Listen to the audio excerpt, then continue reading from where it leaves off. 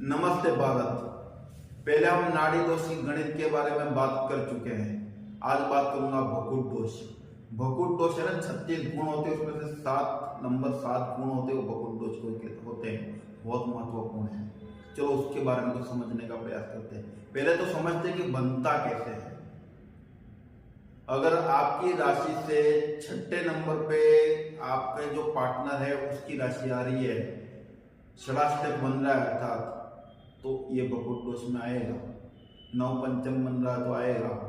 आपकी राशि से अगर द्वादश द्विद्वादश आ रहा है, मतलब 2 बार आ रहा है, तो भी भकुट दोष बनेगा। सबके अलग अलग कारण, अलग अलग दोष, अलग अलग निवारण के उपाय और अलग अलग प्रॉब्लम्स हो सकती हैं। कुछ उदाहरण के साथ समझते हैं। जैसे आपकी राशि मेष है और आपकी पार्टनर की राशि कन्या है, भकुट दोष है, षडाष्टक बन रहा है, ठीक है। अगर आपकी राशि कर्क है, उदाहरण के लिए समझ लीजिए कि आपकी राशि 9 पंचम समझना है हमको, 9 टोटली क्या करना है, 9 पंचम समझना है। जैसे आपकी राशि समझ लो मेष है और सामने वाले की राशि जो धनु है, 9 पंचम हो जाएगा, है ना। अगर आपकी राशि जो है वो मेष है और सामने वाले की मीन राशि है या उसकी वृषभ राशि है, तो द्विद्वादश हो जाएगा। ऐसी स्थिति में भकुट दोष होता है। अगर आपका षडाष्टक बन रहा है, अर्थात आपको विवाह के बाद शारीरिक समस्याएं बहुत आएंगी, बीमार, बहुत सारे लोग आते हैं हमारे पास, बोलते हैं कि गुरुजी मेरी बेटी है, उसकी शादी हुई है, उसके बाद तो वो बीमार रहती है, वो ठीक ही नहीं हो रही है। जब से ससुराल गई है बीमारी रहती है, घर पे आती है थोड़ा ठीक लगता है उसको, लेकिन वापस वहां जाती है तो बीमार। समझ जाना कि उसकी कुंडली में भकुट दोष है, षडाष्टक वाला। दूसरा होता है किसी को शादी के बाद संतान नहीं हो रही है, संतान लेट होती है, थोड़े समय के बाद पति पत्नी के अंदर थोड़ा सा अलगाव हो जाता है, 9 पंचम है, साथ में तो रह रहे हैं लेकिन रस नहीं है जीवन का, जी रहे हैं। तो जीना और अच्छे से जीना दोनों में बहुत फर्क है। ऐसे बहुत सारे हमारे पास उदाहरण आते हैं कि गुरुजी रह रहे हैं, बस कुछ नहीं चल रहा है, वैसे टाइप के हो जाते हैं जिनको जिंदगी से कुछ रस ही नहीं है, वैसा हो जाता है। तो समझ जाना, ऐसे आपके पास भी बहुत सारे उदाहरण होंगे, तो समझ जाना कि 9 पंचम है।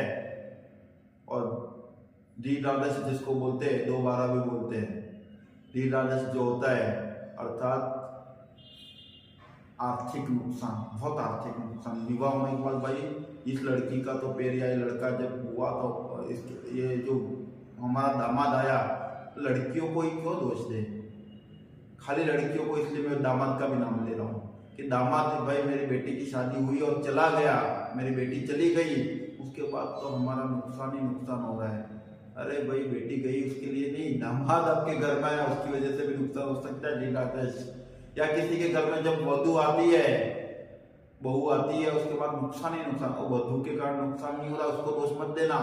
आपने कुंडली ठीक से नहीं मिलाई है, द्विद्वादश है, 2-12 है, उसकी वजह से नुकसान हो रहा है। उसमें एक कारण अगर बहू है तो दूसरा कारण आपका बेटा भी है, दोनों को मिलके दोष उत्पन्न हुआ है ना, आर्थिक नुकसान। और ऐसी स्थिति में बहुत बार डिवोर्स जैसे चांस भी बनते हैं। द्विराशि में अभी तक मैंने देखा है 99% तो डिवोर्स हो ही जाता है। बहुत सारे उदाहरण हैं मेरे पास, 99% डिवोर्स हो ही जाता है।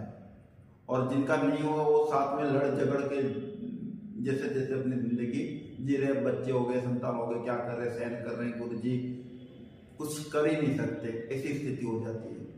तो ये भकुट दोष है। इसमें 3 प्रकार के आते हैं। अब मैं अगले वीडियो में आपको कोशिश करूंगा कि तीनों को अलग अलग से समझाऊं, शायद 3 वीडियो आएंगे, लेकिन अगर आप कुंडली मिलान के बारे में समझना चाहते हैं तो इस गणित को बिल्कुल समझना।